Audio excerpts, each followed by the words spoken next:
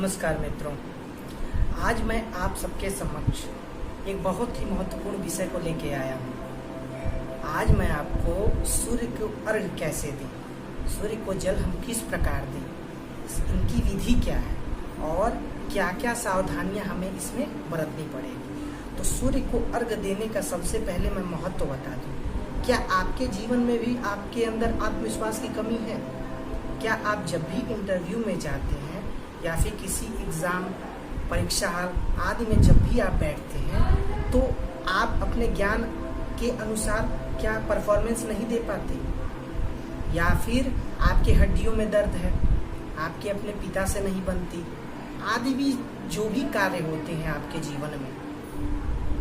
आदि काल में प्रायः हम ये देखते हैं कि समाज में लोगों के अंदर वो आत्मविश्वास नहीं रहा। जो वो कार्य करना चाहते हैं उसकी पूर्णता को वो पूरा नहीं कर पाते। उसको पूरा करने के लिए उन्हें सूर्य के आत्मविश्वास की जरूरत है।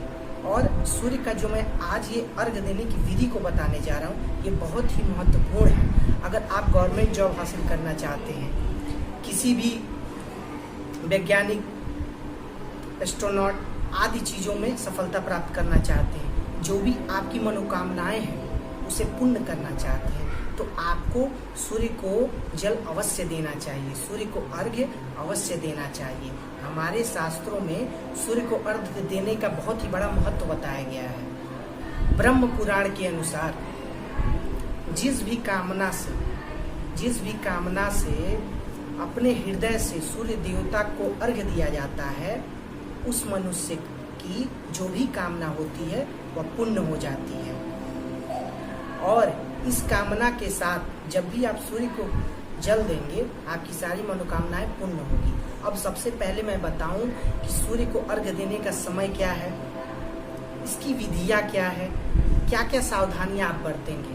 देखिए मित्रों, सूर्य को जल देने का सबसे अच्छा समय जो है सूर्योदय के समय माना है। सूर्योदय का जो लालिमा होती है सूर्य में, जब सूर्य उदय होता है, ठीक उसी समय सूर्य में आप लालिमा देखेंगे। जब भी 5:30 से 6 बजे के बीच में आपको ये लालिमा नजर आएगी। जब आप उस लालिमा के समक्ष खड़े हो जाएं और ठीक उसी वक्त तांबे के पात्र में, वैसे कोई भी पात्र का यूज कर सकते हैं आप, लेकिन आप तांबे का पात्र का प्रयोग करें। तांबे के पात्र में शुद्ध जल को भर के और सूर्य को क्या करेंगे, अर्घ्य देंगे। और ये सूर्य को जो अर्घ्य देने की प्रक्रिया है, इसको 3 बार में आप देंगे। 3 बार अंजलि दे के सूर्य को अर्घ्य देंगे। आप सूर्य के जल को जो अर्घ्य देने के लिए आप प्रयोग कर रहे हैं तांबे के पात्र में, सूर्य के समक्ष खड़े हो जाइए और उस पात्र को देखिए। क्या है कि जो सूर्य को अर्घ्य देने का नियम है, यह हमारे शास्त्रों के अनुसार ये बताया गया है कि सूर्य को अर्घ्य 3 समय दिया जाता है। वो कौन कौन सा समय है? प्रातः काल, मध्याह्न काल और संध्या का काल। जो प्रातः काल है, प्रातः काल में जैसे मैंने बताया सूर्य जब अपनी लालिमा में हो तब दें। मध्याह्न काल जब सूर्य आपके ठीक सिर के ऊपर, ये कब होता है समय? 12 बजे के करीब। और जो सायं काल है, सायं काल में जो सूर्य को अर्घ्य देने की विधि है, वो भी सायं काल जब सूर्य अस्त होता है, ठीक उस वक्त है। अब आपको, और आजकल तो जो शास्त्र के अनुसार जो भी चीजें हो रही है वो चीजें लोग नहीं कर पा रहे हैं, लेकिन आप दिन भर में एक बार तो आप अर्घ्य दे ही सकते हैं, जो कि सुबह में की जाती है। सूर्य को अर्घ्य देते समय तांबे के लोटे के जल को 3 बार गिराएं, 3 बार दें, 3 बार में दें। एक ही लोटे के जल को 1 बार, 2 बार, 3 बार। और ये जल देते समय गायत्री मंत्र का पाठ करें, या फिर ओम घृणी सूर्याय नमः, इस मंत्र का जप कर सकते हैं। कितनी बार करेंगे आप इस मंत्र का जप? 3 बार, 7 बार या 24 बार। लिंग पुराण में एक विशेष मंत्र की बात की गई है। आप गायत्री मंत्र का जप करके उसके साथ ओम नमः सूर्याय खगोलकाय नमः, ओम नमः सूर्याय खगोलकाय नमः, ओम भूर्भुवस्वः तत्सवितुर्वरेण्यं भर्गो देवस्य धीमहि धियो यो नः प्रचोदयात्। ओम नमः सूर्याय खगोलकाय नमः।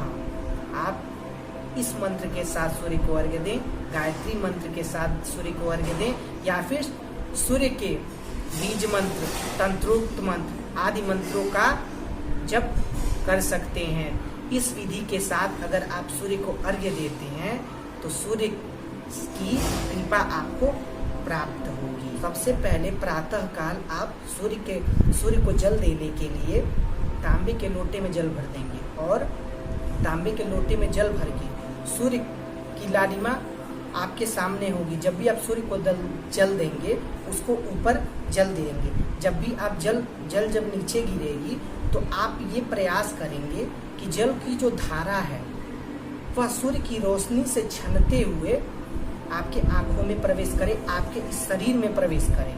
अब मैं आपको इसका वैज्ञानिक कारण बताऊं, आखिर क्या महत्व है, शास्त्रों में ऐसा क्यों बताया गया है। प्रायः लोग ये सवाल खड़े कर देंगे। आज के ज़माने में आप सब लोग इससे भलीभांति परिचित भी हैं कि लोग हर चीज़ में सवाल पूछते हैं, आखिर क्या कारण है, क्यों हम दें। तो मैं आपको बताऊं कि आपने ये पढ़ा भी होगा, वैज्ञानिक चीज़ है कि जब भी प्रकाश की रोशनी किसी दूसरे मीडियम में प्रवेश करती है तो वह क्या होती है, थोड़ी डेविएट हो जाती है, अपने मार्ग से थोड़ी झुक जाती है। तो इस जो जल है, जल दूसरा मीडियम हुआ, और जब भी प्रकाश उससे पास करेगी, जब भी प्रकाश की रोशनी, सूर्य की जो प्रकाश की रोशनी है जो पास करेगी तो वो झुक जाएगी रोशनी, और जब ये झुक जाएगी तो वो क्या करेगी। आपने नियम में पढ़ा कि जो 7 भागों में रंगों को क्या कर देगी, विभाजित कर देगी। जब प्रिज्म से, दूसरा मीडियम है, जब भी उससे पास करेगी रोशनी तो उससे झुक जाएगी। मतलब प्रकाश की रोशनी 7 रंगों में क्या होगी, विभाजित हो जाएगी। 7 रंग, ये किसके रंग हैं, ये वही 7 ग्रह के तो रंग हैं। और आपके जो शरीर में सप्त चक्र है और ये इन्हीं चीजों को प्रदर्शित करती है, इन्हीं चीजों को इंगित करती है। तो ये तो रहा वैज्ञानिक कारण।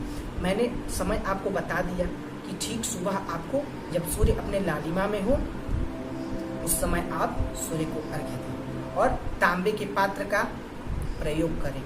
और अब जो बात है, जब आप सूर्य का जल देंगे, सूर्य को जब भी आप जल देंगे तो आपको कुछ बातों का विशेष ध्यान रखना पड़ेगा। क्या? सबसे पहले सूर्य को जल आप देंगे जब, उस समय जो सूर्य का जल देने के बाद, अर्घ्य देने के बाद जो जल नीचे गिर रहा है, आप उस समय एक पात्र रख देंगे। तांबे का पात्र हो, कोई भी पात्र हो सकता है, आप उस पात्र का प्रयोग करें ताकि वो जल है वह नीचे गिरे तो आपके पैरों पे स्पर्श न हो। ठीक है, क्योंकि ऐसा जब होगा तो आपको दोष लग सकता है। इस वजह से, और आज समाज में जल का दुरुपयोग न हो, उस जल का किसी चीज में हम प्रयोग कर लें, तो सबसे अच्छा तो ये होगा। या फिर आप सूर्य को जल देने के समय तुलसी का पौधा हो उसमें आप जल दे दें ताकि जल जो भी गिरे तुलसी के पौधे का कार्य में आ जाए। या फिर उस जल को आप पेड़ पौधे, आसपास जो फूल पत्तियां हैं उसमें डाल दें। ये तो रहा नियम कि कैसे हम करें। अब मैं आपको बताऊं कि सूर्य को जब आप जल देंगे तो प्रातः काल के समय आपकी दोनों पैरों के एक पैर की एक एड़ियों को क्या करेंगे, आप थोड़ा सा उठा देंगे, उसको उठाते हुए जल देंगे। और सूर्य को अर्घ्य देते समय आप गायत्री मंत्र का जप करेंगे, और गायत्री मंत्र का जप करते समय आपको माँ गायत्री की उपासना और उनका ध्यान करना है। आप यह ध्यान करेंगे कि माँ गायत्री आपके समक्ष हैं, सूर्य देवता की रोशनी आपके शरीर में प्रवेश कर रही है, आपके आत्मविश्वास में वृद्धि कर रही है। और सबसे जरूरी, यम यम कामम विद्यायनम सूर्या अर्घ प्रयक्षति तस्य तस्य फलम सम्यक प्राप्नोति पुरुषः शुद्धि। जिस कामना को लेकर आप अपने हृदय में सूर्य देवता की आराधना करेंगे, उनको अर्घ्य देंगे, वो कामना आपकी अवश्य पूर्ण होगी। चाहे आपके जीवन में आत्मविश्वास की कमी हो, जो भी आप प्रेजेंट करना चाहते हैं दूसरों के लिए, दूसरों के समक्ष इंटरव्यू में आदि चीज़ों में, इसमें आपकी बढ़ोतरी होगी, वृद्धि होगी। और आपके जीवन में जो भी समस्या है, आपके रोग आपके पिता से संबंध, आपके कुंडली में कोई भी समस्या जो भी होगी वो दूर होगी।